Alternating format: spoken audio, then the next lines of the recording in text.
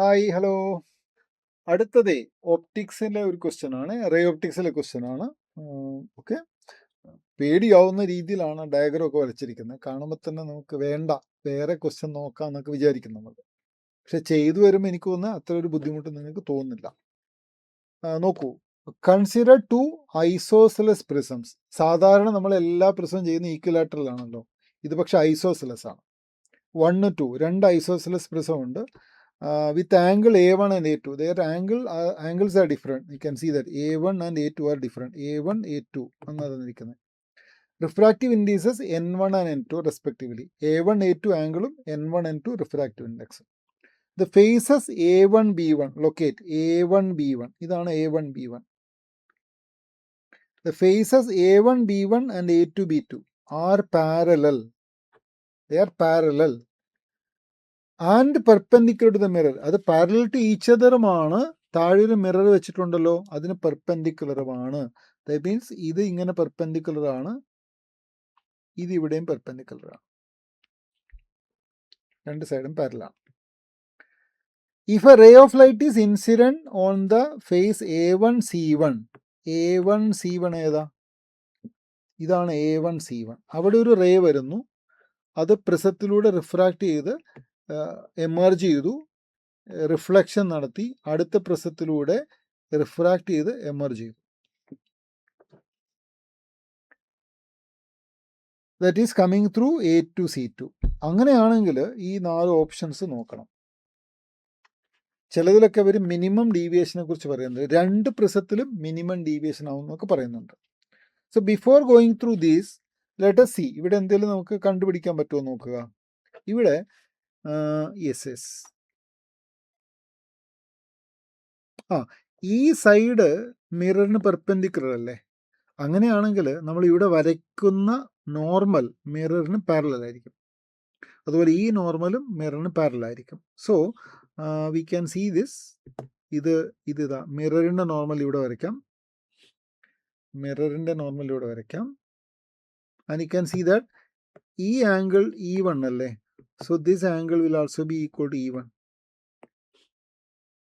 Okay, അതുപോലെ ഇപ്പുറത്തെ സൈഡിൽ ഇതാ ഇവിടെ I2 കാണുന്നുണ്ടല്ലോ. So the same I2 will come here. And during reflection, angle I must be equal to angle R. So when these two angles are equal, E1 and E2 are also equal. So the first point അതാണ് എനിക്ക് മനസ്സിലാവുന്നത്. From the diagram I understand that E1 equal to I2. ഒരു പ്രിസത്തിന്റെ emergent angle രണ്ടാമത്തെ പ്രിസത്തിന്റെ incident ആംഗിളിന് equal ആണ്. E1 equal to I2 ആണ്. Set. അടുത്തത് if you draw a perpendicular here, or if you extend that normal, see this. For this line and this line, the angle here is A1 by 2. So this angle should be equal to A1 divided by 2. Same way, I'll enlarge it.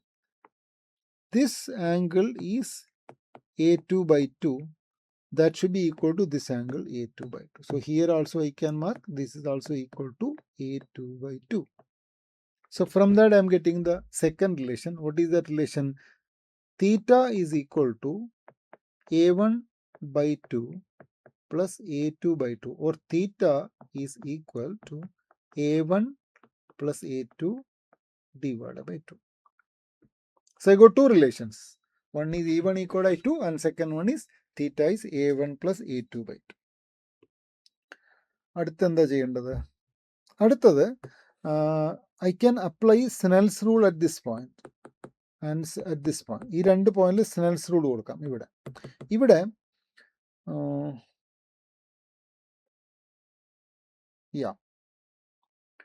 or okay fine, ഇവിടെ നമുക്ക് കൊടുക്കാം. Okay, otherwise you can write the equation for refractive index also, no problem. Anyway, നമുക്ക് Snell's rule കൊടുക്കാം. Simple വൺസിൽ നോക്കാം, അതില്ലെങ്കിൽ വേറെ ചെയ്താൽ പോരെ. Now ഇവിടെ പിന്നെ നോക്കുക. യെസ്, നോക്കട്ടെ ഇവിടെ. but that you need the okay. This is normal and this is the incident ray. Let us call this angle as R1. Let's call it is R1. അതുപോലെ ഇവിടെയുള്ള ഈ ആംഗിളിനെ നമുക്ക് R2 എന്ന് വിളിക്കാം. R1 and R2. Then if you write a Snell's rule, ഇങ്ങനെ എഴുതിക്കൂടെ? നോക്കിക്കോ എങ്ങനെ എഴുതുന്നത്. ഈ refractive index N1 sine R1 equal to, outside ഇത് എയർ ആണെന്ന് വിചാരിക്കുക. എയർ ആണെങ്കിൽ റിഫ്രാക്റ്റീവ് ഇൻഡെക്സ് 1 ആണ്, 1 into sine E1.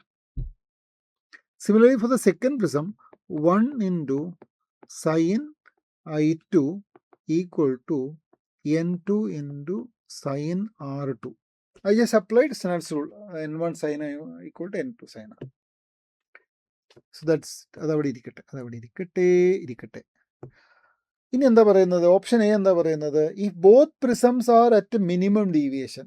Both prisms are at minimum deviation. എടാ മിനിമം ഡീവിയേഷൻ ആണെങ്കിൽ ഈ R1ൻ്റെ വാല്യൂ A1/2 ആയിരിക്കും, R2ൻ്റെ വാല്യൂ A2/2 ആയിരിക്കും. ശരിയല്ലേ? മിനിമം ഡീവിയേഷൻ ആകുമ്പം that angle will be half the apex angle. And more than that, we have E1 equal to I2. So sin E1 will be equal to N1 sin A1/2. Sin I2 will be equal to N2 sin A2/2. Sin E1 sin I2 must be equal. ഇത് രണ്ട് equal ആയിരിക്കണം. This should be equal. So the right hand side must be also equal. എന്തായിരിക്കും അത്? We'll get N2 into sin A2/2 equal to N1 into sin A1/2. From that we'll get N2/N1 equal to sin A1/2 divided by sin A/2. So this is one relation given. ഏത് ഓപ്ഷനിലാണ് തന്നിരിക്കുന്നത്? അത് option എയിൽ തന്നിട്ടുണ്ട്. If both prisms are at minimum deviation, രണ്ടും minimum deviation ആണെങ്കിൽ ഇത് ശരിയാവുള്ളൂ. Okay, N2/N1 equal to sin A1/A2 A1/2 A2/2. So this is correct. Option A is correct. അടിച്ചു, ഓപ്ഷൻ എ അടിച്ചു. അടുത്ത എന്താ? If prism 2 is at minimum deviation, then sin I1 equal to N2 sin A2/2. ഈ sin N2 sin A2/2 എന്താണ്? N2 sin A2/2 എന്താന്ന് നോക്കൂ. N2 sin A2/2 is actually sin I2. sin I2 ആണ്. But sin I2 is always equal to sin I1 ആണോ? അല്ല. I2 equal to I1. I2 equal to I1. Allah. See, listen carefully. We know that I2 equal to E1. That's correct. Always. Geometry. But E1 equal to I1 ആവണമെങ്കിൽ എന്താ condition? The first prism must be in minimum deviation case. So, if only the second prism is in the minimum deviation, then I1 is not equal to E1. Therefore, this relation is not correct. ഒന്നുകൂടെ നോക്കണേ. ഇവിടെ എഴുതിയിരിക്കുന്നത് sign I1 equal to ഇങ്ങനെയാണ് എഴുതിയിരിക്കുന്നത്. പക്ഷെ നമുക്ക് ആ term sign I2ൻ്റെതാണ് കിട്ടുന്നത്. I1 I2 എപ്പോഴാണ് ഈക്വൽ ആവുന്നത്? I1 I2 ഈക്വൽ ആവുക എന്ന് പറയുമ്പോൾ നിങ്ങൾക്ക് അറിയാവുന്ന റിലേഷൻ എന്താണ്? E1 and I2 R equal. But അങ്ങനെ വരണമെങ്കിൽ I1 ആൻഡ് E1 ഈക്വൽ ആക്കണം അല്ലേ? So for B to happen, for B, the condition B to happen, first prism must be in minimum deviation. So that is not always true. ഇത് തെറ്റാണ്. Always true അല്ല. Not always. Only during minimum deviation. അടുത്തത്, if both prisms 1 and 2 are thin and minimum deviation are delta M1 and delta M2. രണ്ട് prism thin ആണെങ്കിലോ? Thin prism ആണെങ്കിൽ deviation എങ്ങനെ കണ്ടുപിടിക്കുന്നത്? Deviation is given by n-1 into A. For thin prism. They want theta. നോക്കൂ, തീറ്റയുടെ equation നമ്മൾ ഇവിടെ എഴുതി വെച്ചിട്ടുണ്ട്. തീറ്റ A1 plus A2/2 അല്ലേ? അങ്ങനെയാണെങ്കിൽ will write A equal to delta divided by n-1 എഴുതാം.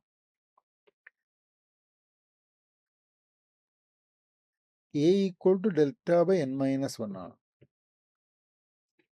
So what is A1? A1 is equal to delta M1 by N1 minus 1 and A2 equal to delta M2 by N2 minus 1. Theta is nothing but A1 plus A2 by 2. A1 plus A2 by 2. Let us simplify.